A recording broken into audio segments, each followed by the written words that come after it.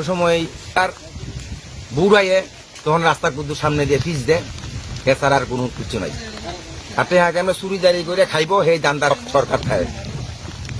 তো রাস্তার কিন্তু তারা করণের কোনো দান্দা নাই, তারা কেমনে চুরি করবো, চুরির দান্দা এই সরকার এখন চলতে দেশ। এই তো পুরো রাস্তার মধ্যে গত আমরা সামনেটা বাঁচাতে পারলে পেছনটা বাঁচাতে পারি না, পেছনটা বাঁচাতে পারলে সামনেটা বাঁচাতে পারি না, গাড়ি ডুবলে জারকায় গাড়ি।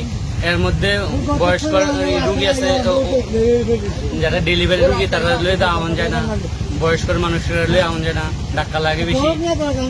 তারপর ওই সকালবেলা আমার এই গাড়ির অ্যাক্সেল ভেঙে গেছে, প্রতিনিয়ত এমন হইতেছে। আমরা 30 দিন সবজি আমি এদিকে একদিন সাইকেলে উঠে পড়ছি, একদিন পরে আমার পাও কাটছে, ওই এদিকে পরে পাও কাটছে, আমার স্লিপেরটা পরে গেছি ঘুরতে মধ্যে লাগে। তাহলে এনথেকে রাস্তা পুরোটাই খারাপ। দীর্ঘদিন ধরে দেখতেছি রাস্তাটা কোনো ঠিকঠাক কোনো ইয়ে নাই, বুঝলেন।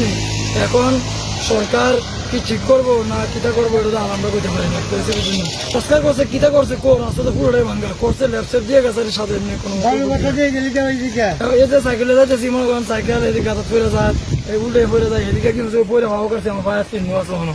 এই রাস্তাটার নাম কি? ইন্দ্রনগর রাস্তা গ্রাম থেকে।